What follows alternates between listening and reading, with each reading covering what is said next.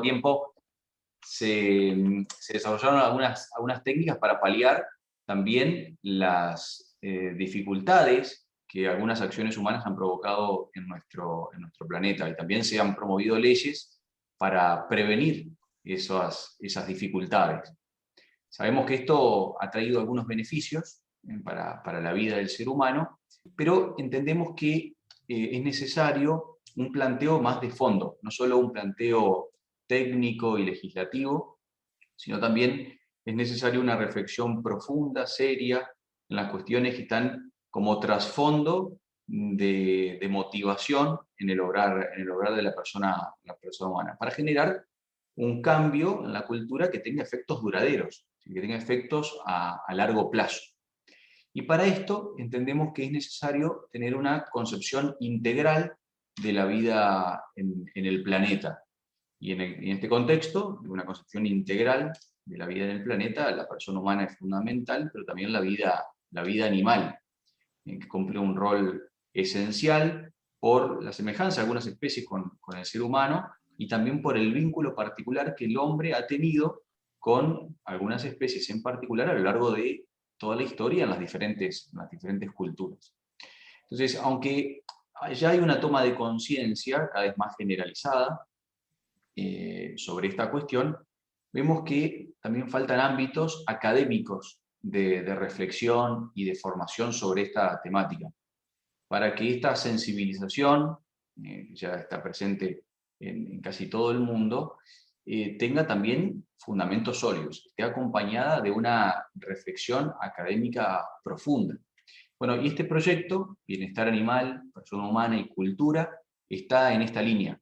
El proyecto tiene 3 ámbitos: el ámbito vinculado a la formación, el ámbito de la investigación y el ámbito del servicio a la sociedad. El ámbito de la formación en este momento tiene como foco capacitar a las personas que están estudiando para ser maestras, es decir, en el área de magisterio. El ámbito de la investigación busca promover dentro de los docentes y estudiantes de la Universidad de Montevideo el estudio y la publicación sobre temáticas vinculadas al proyecto. Hace poco lanzamos un concurso interno de investigación. Y el servicio a la sociedad tiene que ver con la salida de la universidad hacia afuera, hacia la sociedad en general.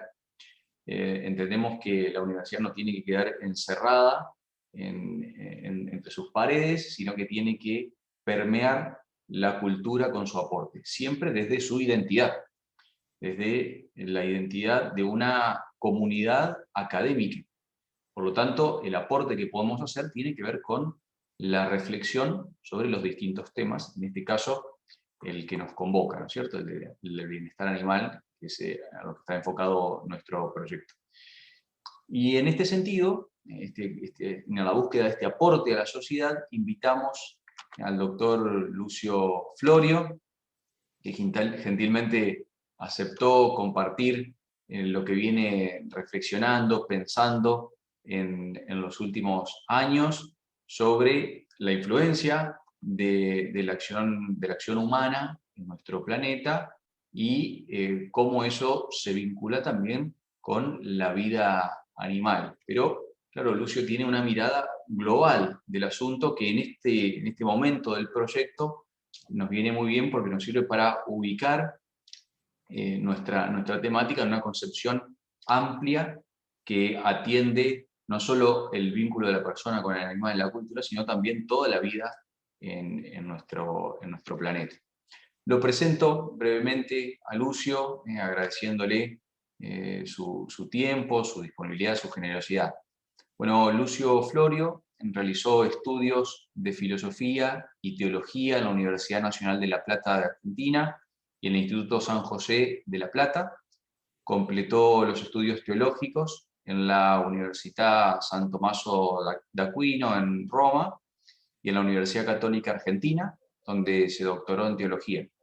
Actualmente es investigador y docente en la Facultad de Filosofía y Letras de la Universidad Católica Argentina, y es profesor de Teología de la Creación en la Facultad de Teología de esa misma universidad. Dirige también la revista electrónica Coherentibus, Teología y Ciencias, y la Fundación Diálogo entre Ciencia y Religión. Es miembro de la International Society for Science and Religion, de la Sociedad Argentina de Teología y del Centro de Estudios de Ciencia y Religión de la Universidad Popular Autónoma del Estado de Puebla en México. Y además coordina el Seminario Permanente de Teología, Filosofía, Ciencia y Tecnología de la Facultad de Teología de la Universidad Católica Argentina. Bueno, como ya saben, el título de su conferencia es Bienestar animal en el Antropoceno, pensar la nueva era del planeta. Antes de dar paso a Lucio, solo algunos comentarios organizativos. Bueno, mientras Lucio hace su presentación, está disponible el chat para que puedan dejar allí sus comentarios o preguntas, y al final de la presentación de Lucio yo voy a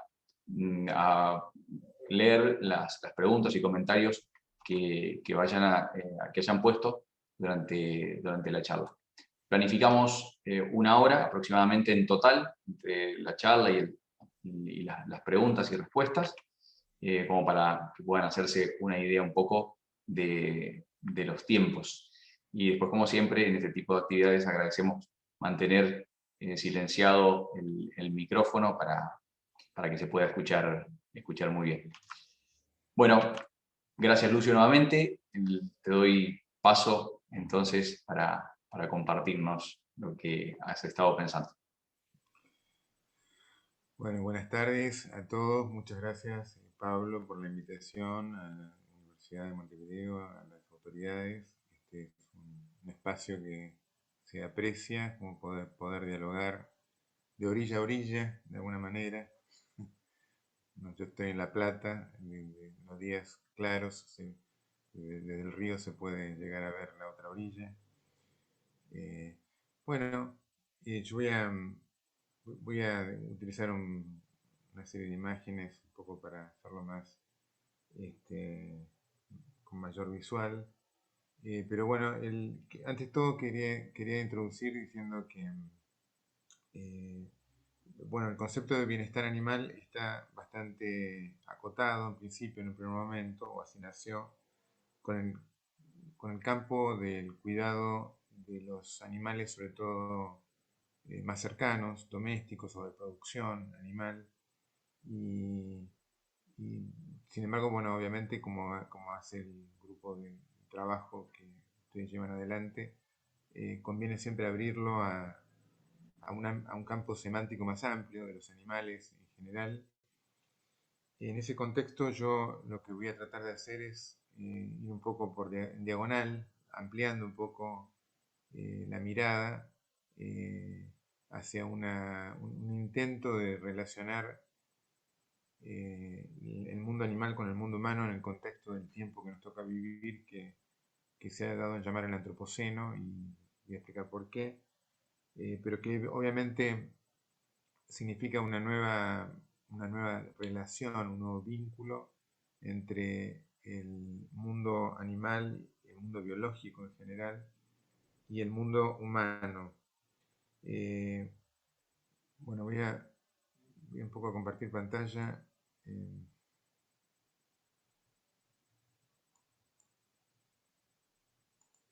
Ay, no puedo ver eso. Florio, ¿en este momento estás compartiendo? A ver, ahora sí. Bien. Ahí se puede. Entonces ahora yo voy a...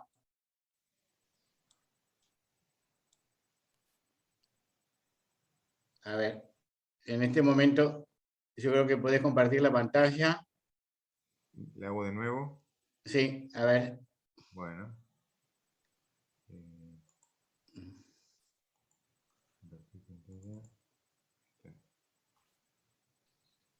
Bien, perfecto. Buenísimo. Bueno, por ahí un poco pretencioso el título, pero se trata de cómo pensar la relación con los animales en la nueva situación del antropoceno, ¿no es cierto? Bueno, algunos de los temas que elenco, obviamente por razones de tiempo veremos algunos, pero para tener una idea del recorrido.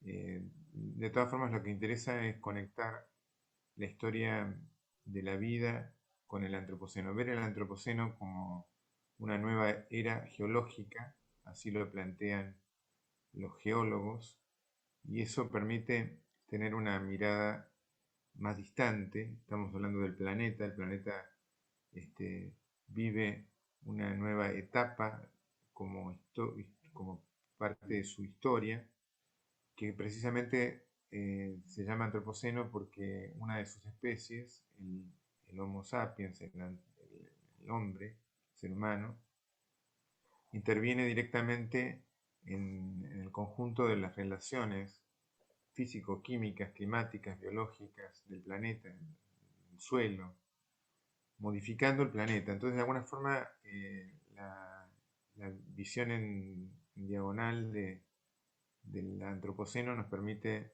también relacionar el mundo animal con el mundo humano. Y a mí me interesa marcar que somos parte de esa historia de la vida, señalar un poco ese aspecto, que tiene más o menos 3.500 millones de años aproximadamente, y de la cual nosotros hemos llegado en un momento tardío. Después quiero decir que voy a hablar apoyándome en la ciencia, yo no soy científico, pero apoyándome, aunque con una mirada más bien filosófica y teológica, que es un poco lo que nos interesa desde el ámbito de las humanidades, de la filosofía, de la ciencia de la educación, que son nuestros campos, cómo interpretar en esa área humanística y teológica fenómenos que la ciencia nos reporta, nos ofrece. En este sentido, siempre es bueno empezar con esta imagen del reloj, de toda la historia de la vida, donde nos damos cuenta de que el ser humano llegó en los últimos segundos del día, ¿no es cierto? Hay una larga historia del planeta que excluye, que no conoce la presencia humana, y en los últimos segundos, digamos, siguiendo con la metáfora del reloj, emerge el ser humano y en los últimos milésimos de segundo estamos interviniendo el planeta de una manera muy profunda, de manera que es un fenómeno temporalmente, al menos para la coordenada temporal, es pequeño, es breve, fugaz, ¿no? Una pequeña visión de la historia de la vida, más o menos, todos son cálculos, pero nos permite situarnos un poco y recordar un poco la historia de la biosfera. Dicho esto, me voy a focalizar unos minutos sobre un tema que es un tema científico y gráfico a la vez. Este es el árbol de la vida, uno de los árboles de la vida que dibujó Charles Darwin y que publicó en su libro sobre el origen de las especies en 1859. Por supuesto hay otro más, bueno, más rudimentario, pero ya de alguna forma está presente esta idea de que la vida tiene una unidad y que a su vez se diversifica a lo largo del tiempo. Es el tema propuesto por Darwin, un poco ya haciendo consciente, explícito la idea que ya se tenía desde el siglo pasado, de que había una historia de la vida claramente por los fósiles y por los estratos geológicos que justamente hacían patente esta historicidad del planeta. Y entonces me interesa un poco marcar, estos son algunos árboles de la vida, árboles filogenéticos, distintos, algunos son con forma de árbol, esto es un árbol más estructural, más abstracto, pero los pongo porque los árboles filogenéticos de alguna forma tienen una virtud que es obligarnos a colocarnos delante del conjunto de la vida y a situar el lugar humano en ese conjunto. Entonces, independientemente de que los árboles filogenéticos son provisorios, van modificándose, por lo menos en alguna de sus partes. Sin embargo, tienen esa virtud. Por ejemplo, acá, no sé si puedo indicar, están los mamíferos. Vamos a buscar otro, más fácil. Están los grandes reinos, las arcaea, las bacterias, los eucariotas, donde estaríamos nosotros, donde aparecen en alguna ramita, yo no se lo puedo indicar con la flecha, pero aparecen los animales. Al lado cerca están los hongos, en fin. La imagen del árbol filogenético, insisto un poco en esta idea, nos coloca delante de una ubicación. Si nosotros recordamos una expresión que, si no me equivoco, se le atribuye a Nietzsche, hubo en la historia del pensamiento científico moderno al menos 3 grandes momentos de humillación antropológica, es decir, donde nos damos cuenta que no estamos en el centro. Uno fue, naturalmente, el heliocentrismo con Copérnico, Galileo, que descentró el planeta Tierra del universo y empezó una etapa nueva en la astronomía. Otro fue digamos, el evolutivo, que acá vemos plasmado en una imagen. O sea, en el fondo, el árbol filogenético depende, naturalmente, traduce una visión evolutiva de la realidad de la vida. Y obviamente descentra al hombre porque lo coloca en una ramita, como vemos acá. Si nosotros le colocamos el elemento temporal, es una ramita aparecida hace relativamente poco. Los mamíferos, al menos los homínidos.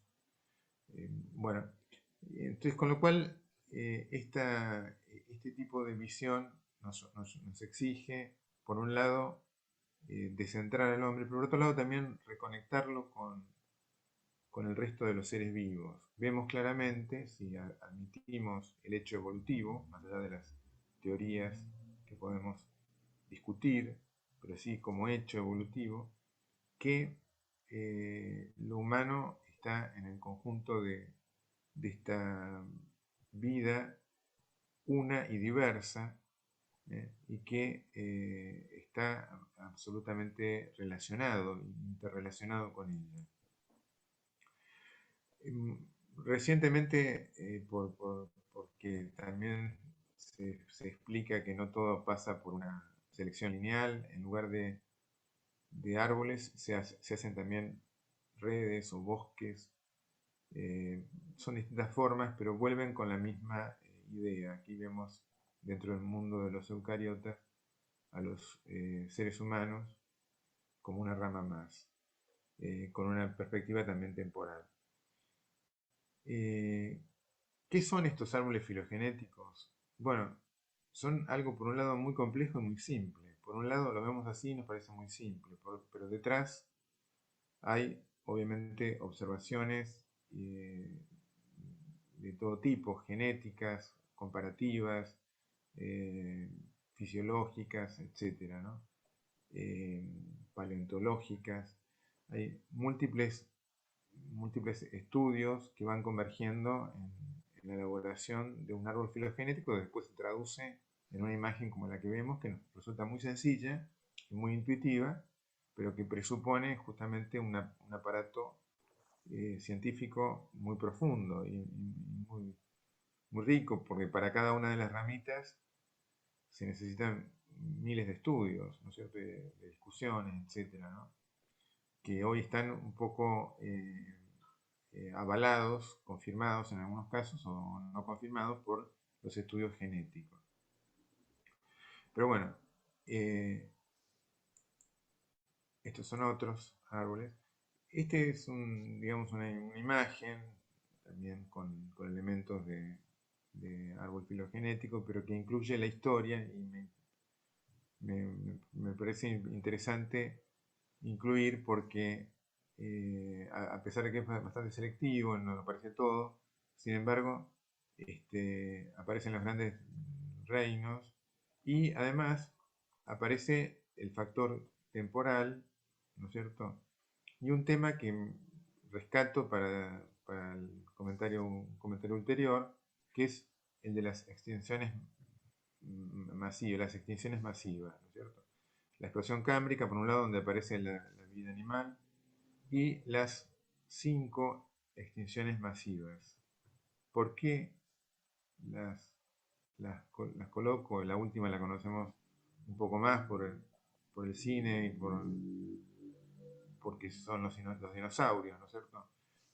Pero ¿por qué la coloco? Porque cuando hablamos del antropoceno vamos a tener que hablar de la 6ª extinción masiva. Y en el caso del antropoceno es una extinción producida por uno de los protagonistas o de los efectos de la historia de la vida, que es una especie, el Homo sapiens, somos nosotros, y que desde otros ángulos filosófico y teológico decimos algo más respecto del ser humano, pero que desde el punto de vista de la historia de la ciencia somos eso, somos una especie que, a diferencia de las 5 extinciones masivas que se conocen, producimos nosotros solos prácticamente la 6ª. Entonces ahí está un tema que después voy a tratar de rescatar.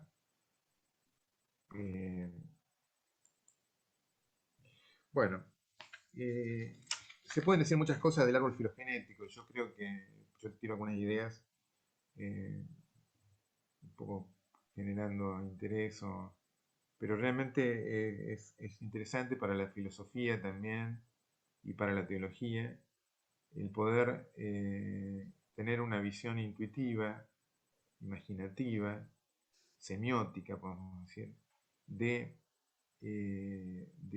la vida en su conjunto, por supuesto que con todas las lagunas que imaginemos. Ya sabemos que la ciencia avanza también por falsación y va cubriendo sus lagunas y retrocediendo, pero que en líneas generales parece confirmar una cierta visión de la vida en forma unitaria y diversificada y con interrelaciones diacrónicas y sincrónicas, o sea, algunas en el tiempo y otras que, como podemos comparar hoy, comparando, por ejemplo, genomas de distintas especies que tienen parecido, tienen mucha analogía, y todo eso lo vemos en una breve imagen que nos permite tener un pantallazo, y para la perspectiva filosófica, por supuesto que hay muchas cosas que sugiere, y también para la perspectiva teológica, porque la pregunta de fondo es, como dice el Salmo 8, ¿qué es el hombre? ¿No? ¿Qué es el hombre para que se lo cuides? Y es la pregunta filosófica también, ¿qué es el hombre? Y emerge una manera distinta, ¿no?, que hay que complementar entre la antropología filosófica y la antropología teológica, y esta imagen tan, tan gráfica y tan elocuente de la dependencia e interconexión. Bueno, dicho esto, entramos en el tema del antropoceno. ¿Qué es el antropoceno? Es una categoría muy reciente, que todavía no se impone del todo, pero que fue propuesta por Crutzen y otros geólogos, y que básicamente lo que señalan es que estamos en una nueva era del planeta. Terminó el Holoceno porque hubo un cambio. Insisto un poco en la idea, la propuesta viene de la geología, es decir, lo que intenta manifestar es el estado del planeta en este tiempo. O sea, ¿estamos en la misma era que estábamos previamente o hay una nueva fase? Y obviamente se detecta que estamos en una nueva realidad desde hace relativamente poco. Se puede pensar en la revolución industrial, pero sobre todo hay que pensar en el siglo XX, en las últimas décadas de gran aceleración. Ahora vamos a ver un gráfico. Pero esta imagen, digamos, bastante simple de Europa iluminada de noche, nos hace pensar en que obviamente esto es absolutamente nuevo para el planeta. Cuando hubo noches iluminadas en el planeta, pero es solo un aspecto. ¿De qué se trata? ¿De qué ¿qué incluye el antropoceno?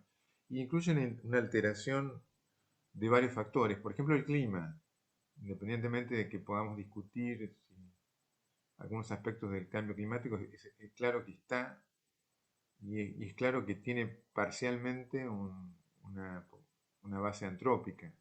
Se puede discutir, pero la inmensa mayoría de los científicos concluyen en esta causalidad, al menos parcial, del humano. Pero también hay cosas como más evidentes. Una es la pérdida de la biodiversidad, que nos interesa marcar, es la destrucción de especies, la extinción masiva que hablábamos recién, la sexta.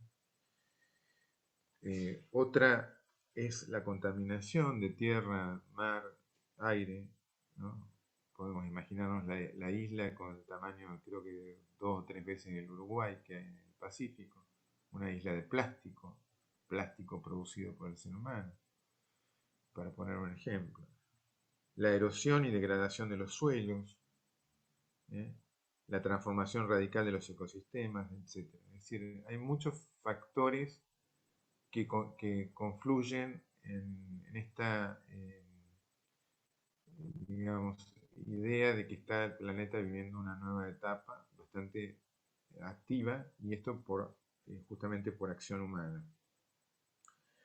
Me interesa marcar una cosa que puede ser interesante para los filósofos, y es que, curiosamente, la conciencia que marcaba con el árbol filogenético y la evolución, la conciencia de que estamos en una historia de la vida, casi coincide con este fenómeno. Es decir, estamos en una historia de vida, nos damos cuenta que somos parte de la historia del planeta y de la vida, en el siglo XIX, siglo XX, y justo en ese momento también nos damos cuenta que nosotros estamos alterando esa historia de la vida.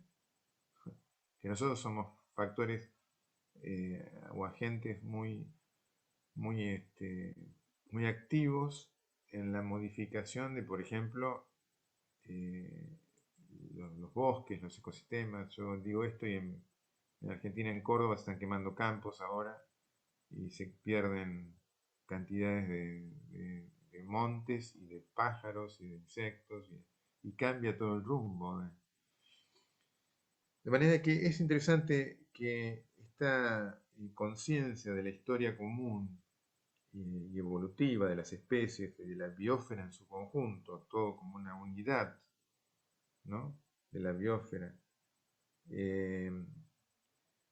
coincide prácticamente, ¿no?, en nuestro tiempo. Y entonces también percibimos no solo esa historicidad, sino también la responsabilidad existente respecto del proceso, ¿no?, que es el gran tema. O sea, podemos detenerlo, podemos orientarlo, bueno, son todos temas relacionados con la ética ambiental. Pero vuelvo a la imagen del reloj. Si nosotros regresamos a esa imagen, nos damos cuenta de que en los últimos microsegundos estamos produciendo esta alteración, ¿no es cierto? O sea, dicho de otra manera, el fenómeno es muy fuerte, pero es muy reciente. Algunas décadas antes de hablar de antropoceno, hubo autores como Bernarski, un ruso, o Teilhard de Chardin, que anticipaban el tema, un jesuita, paleontólogo, que anticipaban el tema a través de otro tipo de nomenclatura, por ejemplo la noósfera, la noogénesis, que sigue la biogénesis, sería la evolución de la vida, que sigue seguida por la aparición del ser humano, la hominización o la noogénesis de nous, espíritu, que emergió en el planeta con la aparición humana, esta dimensión de conciencia, de reflexividad, de espiritualidad, que no estaba presente, por lo menos tan claramente, previamente a la aparición del ser humano. Bueno, son expresiones. Me interesa remarcar que noósfera subrayan sobre todo las connotaciones positivas que estamos viendo. Nosotros estamos unidos ahora por la tecnología. Esto es un logro humano impresionante que hemos disfrutado dentro de lo terrible de la pandemia, hemos podido aprovechar, digamos, como factor de comunicación. Pero antropoceno, como dije, tiene una tonalidad semántica un poco más negativa, por lo menos más fáctica, más realista, de que no todo lo producido por esta noósfera es constructivo, es positivo. Bueno, son matices que obviamente son importantes, pero simplemente para decir algo de la expresión. Bueno, imágenes. Antropoceno. Me interesa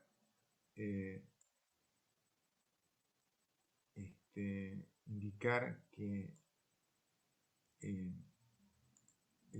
el tema el tema ha sido muy recogido por también las ciencias humanas. Ahora voy a decir algo de eso, pero esto daría para mucho, ¿no? Pero son algunos indicadores de cómo se aceleró el proceso en las últimas décadas, ¿no es cierto?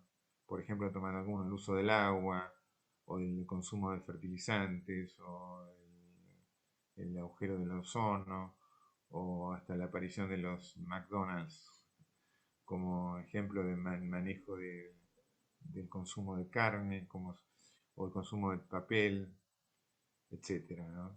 Todos los indicadores acelerados, lo que se llama la deep acceleration, la aceleración profunda, ¿no? Y esto es así. Podemos tomar muchos de los factores. Si uno va al médico con los análisis, con este tipo de gráficos, el médico se espanta, se espantaría, ¿no? Bueno, así es el estado del planeta, es un poco alarmante. Bueno, estos son otros gráficos, también para ver sobre todo el tema poblacional. Bueno, este es interesante porque en la izquierda el gráfico habla de la historia de la vida, más o menos grandes, grandes trechos de historia, ¿eh? Son millones de años. Y en la parte derecha coloca lo que pasó en el último siglo prácticamente, ¿no? Desde la primera prueba nuclear al avión comercial, el accidente de Chernobyl, que voy a decir algo después desde el punto de vista estético, y el de Fukushima con los accidentes nucleares, 1986-2011, 7.000 millones de habitantes del planeta, coches, aviones, etcétera, el tema ganadero que tiene su impacto. En fin, es un gráfico que muestra cómo se han acelerado los procesos.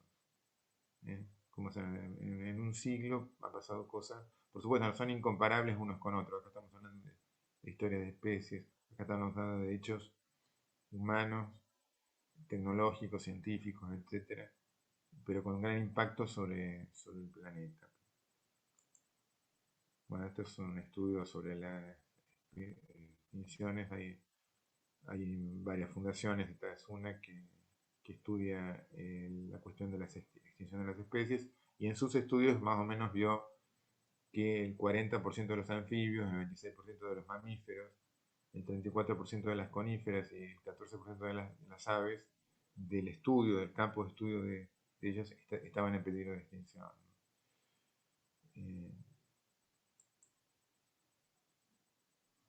Bueno, esto es un paralelo entre la población humana, el crecimiento de la población humana y las extinciones de especies. Este es una especie de graffiti que encontré en la ciudad de Córdoba. Me causó gracia, pero está interesante. Bueno, simplemente para ver cómo hay mucha bibliografía desde las ciencias humanas que recogen el tema del antropoceno. Bueno, algunos son desde el ámbito económico. Acá está la gran aceleración. Este título me parece muy significativo, After Nature, después de la naturaleza, porque si hay algo bien específico del antropoceno, es que no existe ya más naturaleza pura, no hay ni región del mar, ni región del de la estratosfera, de la atmósfera, ni ningún continente, ni país, que no tenga algún impacto directo o indirecto de químicos o gases del humano. Entonces, la expresión después de la naturaleza indica esta nueva realidad. No vamos a volver nunca más a una situación así. Y eso es bueno percibirlo. Bueno. Esta es otra buena foto simpática, pero curiosa, ¿no? Una águila que atrapa un dron. Es esta combinación entre lo humano, tecnológico y la naturaleza, que es un tema para pensar en la cuestión del bienestar animal. Es cómo se va a relacionar el resto de la naturaleza, de los animales no domésticos directamente, con el mundo humano.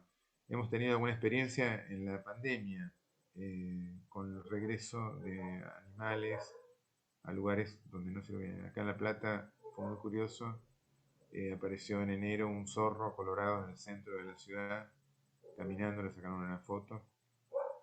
Pero de alguna manera lo que quiero poner de relieve es este nuevo vínculo o este vínculo novedoso que hay entre los seres de la naturaleza, los seres animales, directa o indirectamente, y los productos tecnológicos humanos. Bueno, acá voy a ser más breve, pero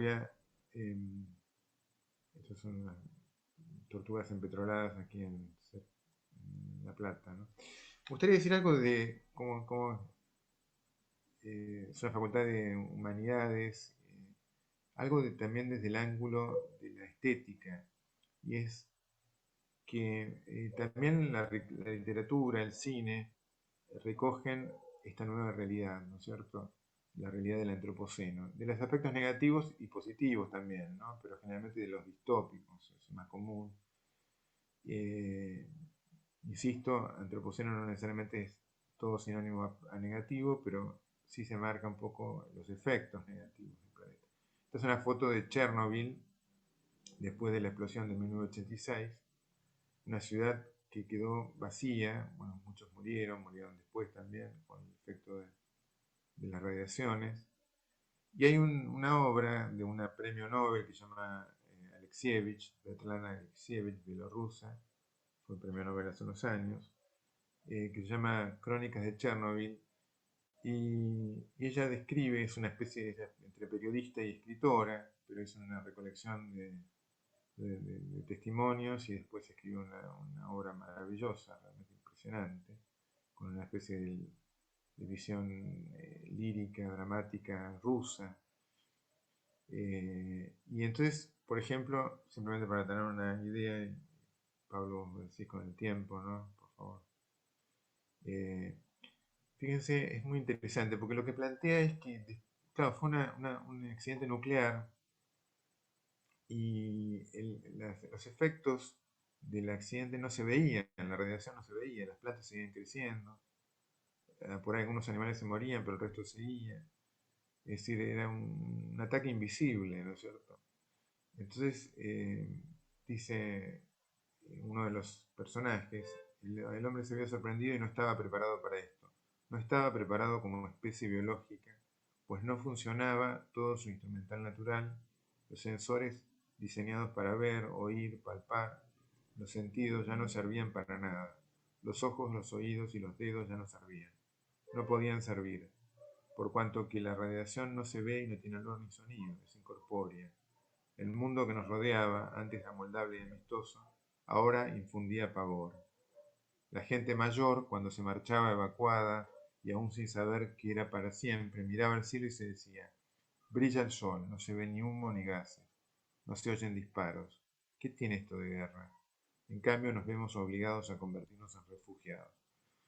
Un mundo conocido convertido en desconocido.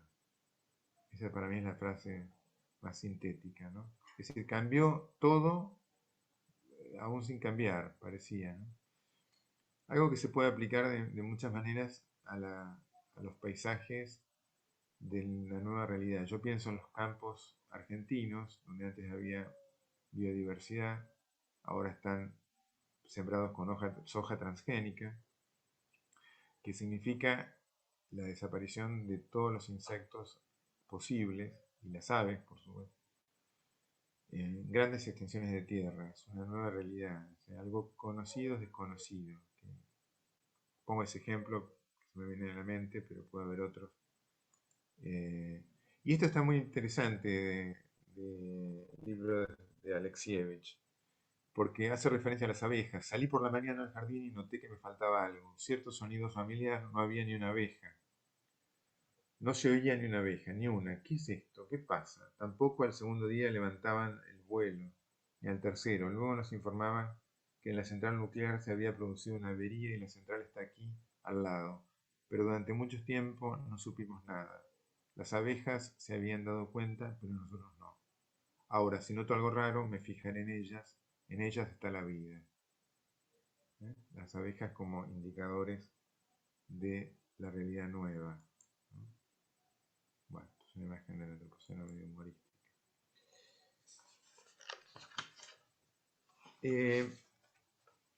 Bueno, habría bastante para decir desde el punto de vista estético, pero bueno, quise hacer una mención nomás, pero es todo un tema fundamental de cómo describir el nuevo mundo del antropoceno. ¿Eh? Por ahí la teología y la filosofía de Hans von Balthasar es interesante para hablar de la figura que se desfigura, cómo interpretarla. Bueno, hago una mención por razones de tiempo. Bueno, un poco más en directo, aunque, insisto, yo no soy biólogo, pero quisiera decir algo de los animales. Y en primer lugar, bueno, acá hay un hornero, la construcción de un nido por parte de los horneros que compartimos con los países del sur de este hemisferio. Más que nada, voy a marcar un aspecto un poco rápido, ¿no?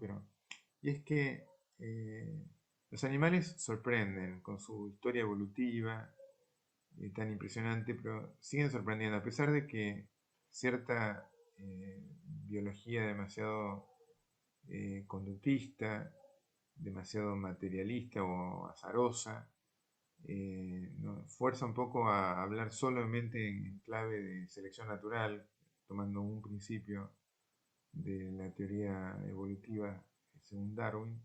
Sin embargo, hay cosas que nos sorprenden. Por ejemplo, esta es una construcción de un nido que nos hace pensar en cierta capacidad de arquitectura, digamos, ¿no? De visión de tiempo también y de protección de materiales, cosas que nos resultan muy difíciles explicar con las categorías puramente de selección natural.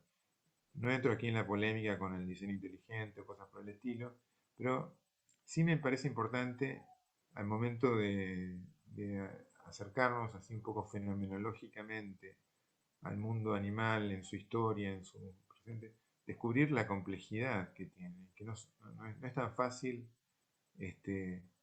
explicar solamente con algunas categorías que pueden ser muy útiles. Ciertamente la selección natural es parte del proceso explicativo, pero que no lo agota, ¿no? Hay cosas que, bueno, lo menciono nomás y después si quieren lo profundizamos un poco.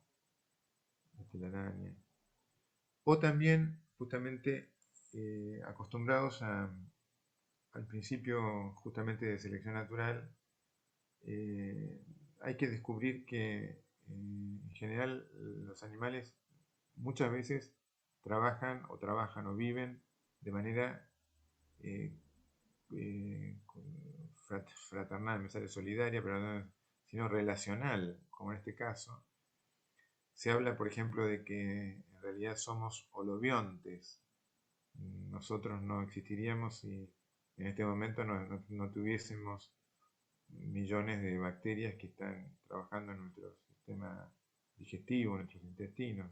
No somos una especie única y un organismo único, sino que ya ya, digamos, en nuestro funcionamiento dependemos de otras especies y organismos, por supuesto de otras características, pero esto es un fenómeno muy repetido en el mundo animal, entre especies y también intraespecífico, ¿no? Basta ver las colonias de hormigas, de abejas, de avispas, lo que se ha llamado la sociobiología, es decir, el estudio del comportamiento gregario, que incluye muchas veces algo que los etólogos llaman altruismo, es decir, el entregar la vida del individuo por una colmena, por un hormiguero. Es decir, con esto solamente quiero decir que, bueno, que, este, que hay otros elementos que hay que considerar. En este sentido menciono a un etólogo contemporáneo holandés norteamericano, que es Frans de Waal. Tiene unos libros muy impresionantes, muy lindos, un especialista en primatología, que siguiendo un poco a un autor también ucraniano, si no me equivoco, von Wexkull, que hablaba de a principios del siglo XX de que cada organismo y cada especie tiene su Umwelt, decía, su mundo circundante. Y ponía el ejemplo de la garrapata, que por ahí su único contacto con la realidad era una especie de sensor táctil y de temperatura y de olfato, y podía pasarse años esperando que pasara un mamífero o un animal y poder prenderse. Su Umwelt es un Umwelt limitado a eso, a lo que tiene su capacidad perceptiva. Y esto es aplicable, decían De Waal, Wexkull, a todos los organismos. Pero De Waal señala que, sin embargo, hay que tener cuidado con aquellos que son demasiado cercanos, filogenéticamente cercanos, en el árbol de la vida. Por ejemplo, los antropoides con el ser humano, donde hay algunos elementos que son transferibles, porque la crítica de fondo era eh, no transferir la visión humana a otros animales, ¿no es cierto? Hablamos de la abeja reina, la, la abeja esclava o obrera, etc. Pero eso es una metáfora. En cambio dice De Waal, hay ciertos seres más cercanos en el árbol de la vida, en la historia filogenética, con el cual compartimos muchas cosas. Y entonces, a partir de allí, hace una cierta reflexión que solamente ahora propongo de manera preliminar, más que nada para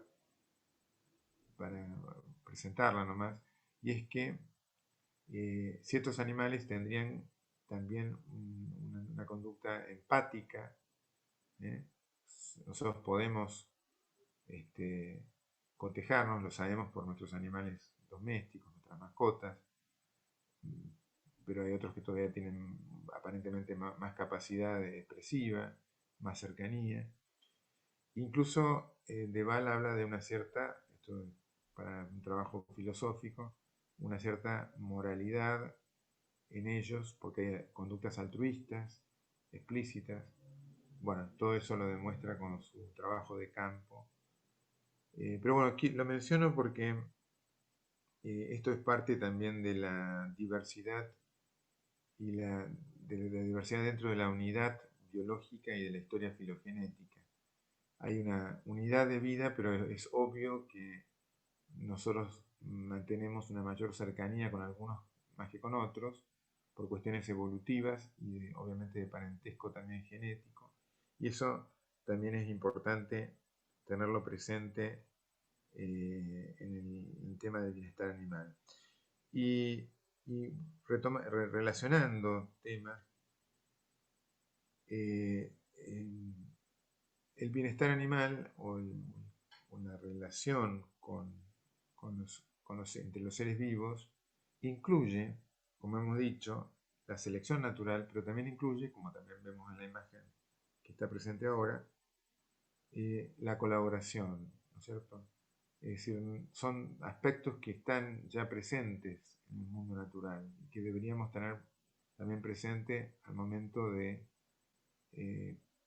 digamos, de pensar el relacionamiento humano en el tiempo del Antropoceno con el mundo animal.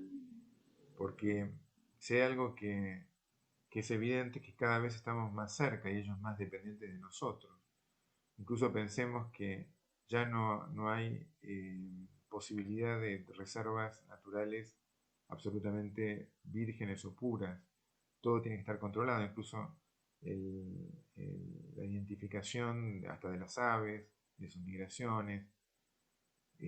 Todo necesita o está sucediendo así por fuerza del avance humano, necesita de un control humano, científico, tecnológico, etc.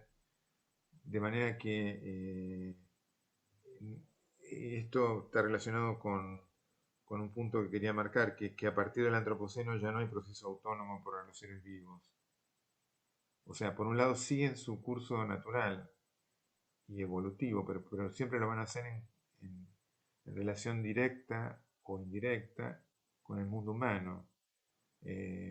Directa en muchos casos, por ejemplo en el caso de los animales domésticos o de producción, que como señalan algunos etólogos, son los grandes privilegiados y son los que muestran el futuro del mundo animal. Para mí es una frase exagerada, pero es cierto que los canis familiares, los perros domésticos, han tenido y tendrán un futuro mayor que los lobos o los zorros que no se domestican, por razones obvias, porque el territorio se les va a ir achicando y lo que está sucediendo en muchos casos es que toman una mayor cercanía y contacto con el mundo humano. Pero estrictamente ya parece que no va a haber un proceso totalmente autónomo para ellos, sino relacionado al mundo antrópico, al mundo humano. Bueno, Lucio, estoy sí, contigo, ¿no? era por el tiempo como para sí, Perfecto. para una pregunta y un comentario. Bien. Una cosa, un tema como es una universidad de inspiración católica y, y es mi actividad principal. También me parece importante una pequeña mención teológica, que la teología es una disciplina, por lo menos la teología cristiana, que se fundamenta en una reflexión sobre la revelación, ¿no es cierto? Es un intento de pensar la revelación y de allí pensar la realidad. En este sentido, ¿es posible una teología de los animales? Sí, claro, desde ya. Se trata no de, en todo caso, de pensar eh, desde los textos bíblicos que dicen sobre los animales, que hay cosas muy bonitas, muy descriptivas, sino más bien pensar qué significa los animales en el conjunto de la historia de la salvación. Y hay mucho para pensar, yo lo sugiero, ¿no? Eh, Escribí alguna vez una teología de la vida en el contexto evolutivo y ecológico, ¿no? En esta línea. Pero para relacionar con lo que venimos diciendo, hay un aspecto muy interesante y es que hemos hablado de la relacionalidad como presente en el mundo animal y humano, el vínculo de distintas maneras, genético, histórico, etc. Lo vemos en el árbol de la vida, lo vemos en la empatía, en el altruismo. O sea, la relacionalidad no es solo una característica de lo humano, sino también del mundo animal.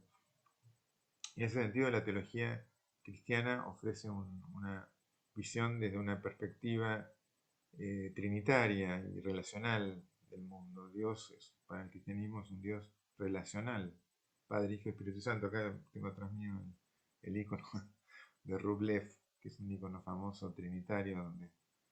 Es decir, lo que quiero decir es que hay una ontología relacional que también fluye o está inspirada en la visión cristiana y que permite también pensar esta realidad del antropoceno y del mundo animal. Y por supuesto que hay muchas preguntas como más concretas, ¿no? Es común que nos preguntemos sobre el destino final de nuestras mascotas, pero también deberíamos pensarlo sobre el destino de toda la creación. Y acá hay preguntas más, más bien para seguir trabajando, pero concluyo por razones de tiempo. Y después vamos a las preguntas. Muchas gracias, Lucio, muchas gracias, muy interesante. Sí, realmente se abre una cantidad de preguntas, de caminos para seguir pensando. Así que bueno, te agradecemos por todo eso. Y bueno, hay una pregunta y un comentario. Preguntan si, Carla Manavera pregunta si hay una consecuencia en la política mundial de la realidad del planeta. A ver, perdón, no entendí bien. Entiendo la pregunta que va, me da la impresión que va, si esta situación de actual del planeta sí implica algunas políticas mundiales que tengan que tomarse. Bueno, sí, muchas gracias, Carla. Sí, digamos, por una parte que desde hace unas décadas hay mayor conciencia política internacional de algunos temas. Por ejemplo, el cambio climático, hay acuerdos de Naciones Unidas que se han profundizado, no se han cumplido totalmente ni mucho menos, pero hay una mayor conciencia de que hay un cambio climático. Creo que también el fenómeno de la pandemia ha acentuado esto porque obviamente es también un problema ambiental. No habría habido la pandemia del COVID-19 si no hubiese habido eventualmente un contacto humano con animales. Algunos hablan de una producción en laboratorio, bueno, son hipótesis, pero de todas formas algo de eso hubo, de uno o del otro. Los dos casos son cuestiones relacionadas con el hombre y el mundo animal, y el transporte, la comunicación aérea, etc.